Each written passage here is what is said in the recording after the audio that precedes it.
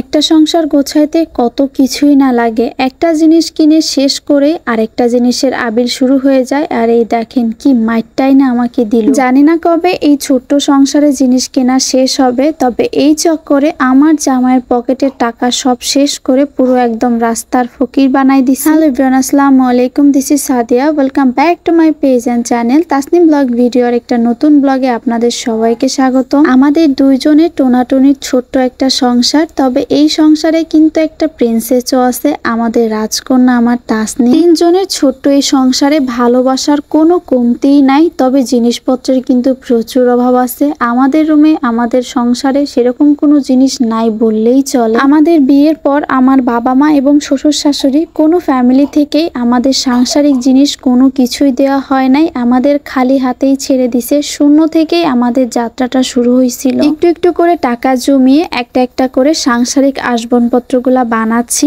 আমার স্বপ্নগুলো আস্তে আস্তে পূরণ হয়ে যাচ্ছে আলহামদুলিল্লাহ। আর আমার এই স্বপ্ন পূরণে আমার স্বামী সহযোগিতা করতেছে। যদিও আপনাদের কাছে এটা কিছুই না, বাট আমার কাছে এগুলা অনেক কিছু। আমি আমার জন্মের পর থেকে অভাব জিনিসটা বুঝি নাই, তবে আমার বিয়ের পরে অভাব কি জিনিস, কত প্রকার ও কি কি সব কিছুই হাড়ে হাড়ে বুঝছি। আমার বিয়ের পর পর এমনও দিন গেছে, শখ পূরণ তো দূরের কথা, ঠিক মতো 3 বেলা খেতেও পারতাম না। যাক, সেই দুঃখের কথা না হয় পরে বলি। আজকে বলি কিসের জন্য আসছি। আসলে একটা শু ক্যাবিনেট নেওয়ার ছিল আমাদের। লালটা নাকি নীলটা, কোন কালারটা বেশি ভালো লাগছে? আমার কাছে যদিও লালটা লাগছিল, বাট আপনাদের ভাইয়ের কাছে সবুজটাই লাগছে, তাই সবসময়ের মতো তার পছন্দকে প্রাধান্য দিয়ে এটাই নিতে হবে। আর এই শু ক্যাবিনেট নেওয়ার পিছনে জানেন, আমি আপনার ভাইয়ের কানের কাছে পুরো 3 মাস ঘ্যান ঘ্যান করছি যে আমাকে একটা শু ক্যাবিনেট কিনে দাও প্লিজ। কত কষ্টে সাধনার পরে ফাইনালি আমার জামাইয়ের পকেটটা ফাঁকা করলাম। তবে জামাইয়ের পকেট ফাঁকা করছি বলে আজকে একটুও কষ্ট হচ্ছে না,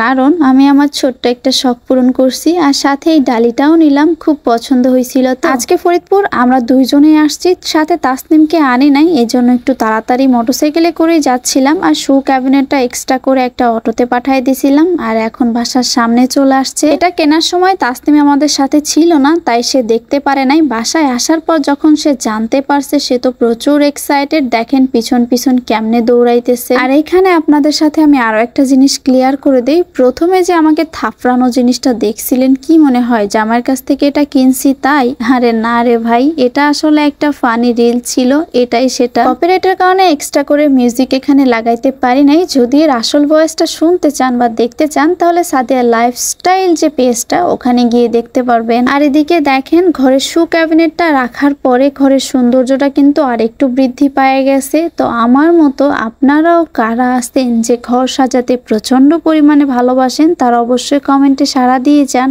আল্লাহ হাফেজ।